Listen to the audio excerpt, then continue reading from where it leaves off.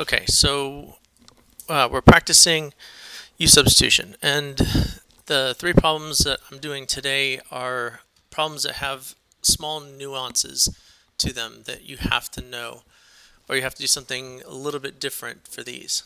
Okay, so it says evaluate the following integrals. So basically all three of these we're going to be doing uses U-substitution. For the first one, though, there are going to be two ways of doing this one. Okay, you could either start off by using your integral properties and splitting it up, okay, where you could split it up as 2x dx plus the integral of 2x e to the x squared dx. So that's one option, okay, or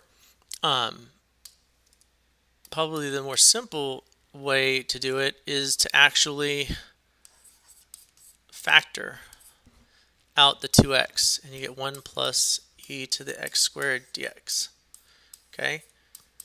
Either way, you're going to pick your u to be x squared. And I know u is x squared for two reasons. One, I see 2x sitting right there, and the x squared is inside the exponential, which means du is 2x dx. Okay? And I forgot a parentheses right there. Right here. Like that. Alright, so using this, we're going to rewrite doing my U-substitution. So this is going to be the integral of 1 plus e to the u du. Okay? Because right here, this is u, and this right here and that right there, that is du. Okay, so I'm substituting, which makes my antiderivative super simple. So since we're integrating in terms of u, the antiderivative of 1 is u, plus the antiderivative of e to the u is still e to the u plus c. And then we plug back in our u, and we get x squared plus e to the x squared plus c. And that is our antiderivative. And you would have gotten to the same place over here doing it when splitting it up, because you guys know the antiderivative of 2x, that would be x squared plus, and then to do this part, you're still going to use this same U-substitution, and you're still going to get the same answer, e to the x squared plus c. The only difference doing it this way, you would end up with 2 plus c's, but one constant plus another constant, still just a constant. Okay? So this one, sometimes you need to do a little bit of algebra first. Okay? Now the second one. So again, the first thing I'm going to do is I'm going to say, okay, I need to pick u, and I see a function inside of a function. Since I have this inside of the square root function, I'm going to say u is x minus 3. Then I take the derivative, so du is equal to dx. Okay? So when I do my substitution, though, this leaves me with a small problem, because I end up with x plus 2 on top, and then I get square rooted on the bottom, and du. And I still have x's and u's in here. So I need to somehow get rid of that x sitting there. So basically, what I'm going to do is I'm going to use this, and I'm going to add 3 to both sides to get x by itself, and by doing that, I find that x is actually equal to u plus 3.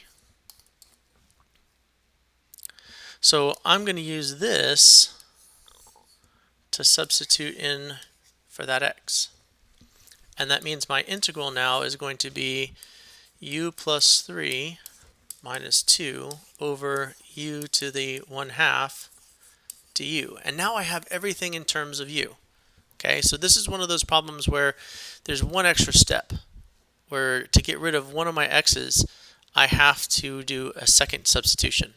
Okay, I'm not just substituting x's for u's. I'm in this form I'm also substituting this x for u as well by solving my original stipulation. And now this becomes a really easy integral. Okay, we get this is u plus 1 over u to the 1/2 du. And we've done problems like this already. The best way of doing this is to split it up with u over u to the 1/2 plus 1 over u to the 1/2 du. And then this ends up being u to the 1/2 plus u to the negative 1/2, because dividing, you subtract the exponents. So 1 minus 1/2 is 1/2, and this, technically, you could write this as u to the 0, and 0 minus 1/2 is negative 1/2. And simple integration. Add 1 to the power, divided by the new power. So you get 2/3 u to the 3/2 plus, this ends up being 2u to the 1/2 plus c. Adding 1 to 1/2 becomes positive 1/2. Dividing by 1/2, same thing as multiplying by 2. And then the last part is, of course, substituting in our u, which is x minus 3 to the 3/2 plus 2 times x minus 3 to the 1/2 plus c. And that's our antiderivative. And you can change it back to its root form if you want to. Okay. And then the last one is a definite integral. Okay. All right.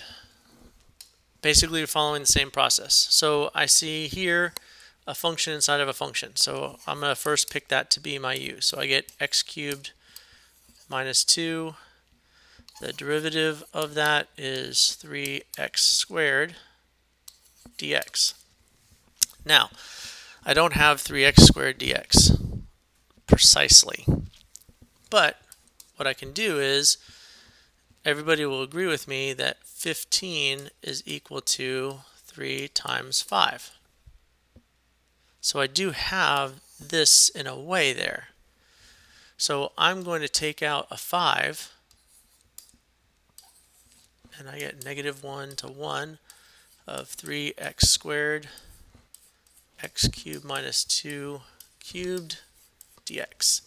And now I absolutely have my 3x squared dx. That's my du. And then this right here is my u. So when I substitute my integral, I get u cubed, there's a 5 out front, u cubed du. Now, next, I've got to change my upper and lower limits by using this. So to get my u values, I'm going to plug in negative 1. Negative 1 cubed minus 2, which is going to be negative 3. And then I'm going to plug in positive 1, which ends up being 1 cubed minus 2, which is going to be negative 1. So using my new limits here, this is going to be from negative 3 to negative 1. Okay, so now I've changed my limits, so I don't have to plug back in. Oops, sorry.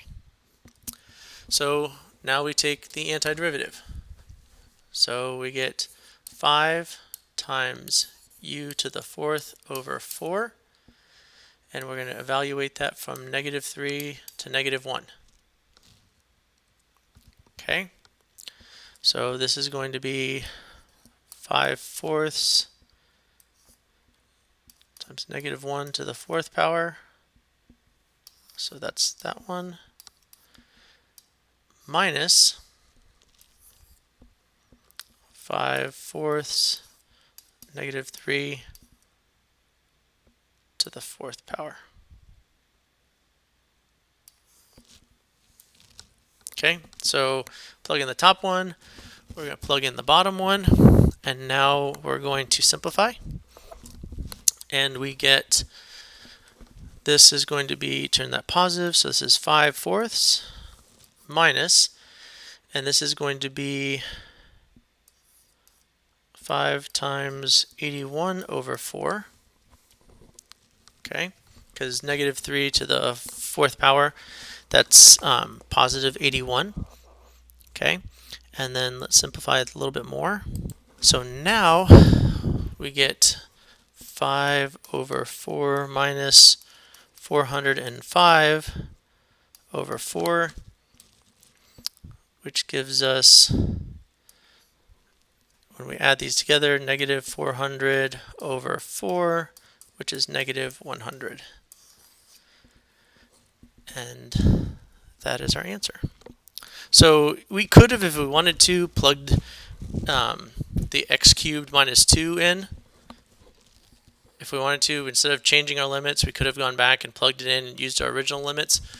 I just find it's easier to break up my algebra. So, because it would have been a little bit more difficult, like here, you would have gotten 5 over 4, and that would have been times x cubed minus 2 to the 4th power. And you would have done all of this algebra all in one step. But here, I broke it apart by doing this part separately when I redid my limits. Okay, so it's just a little bit easier doing it that way.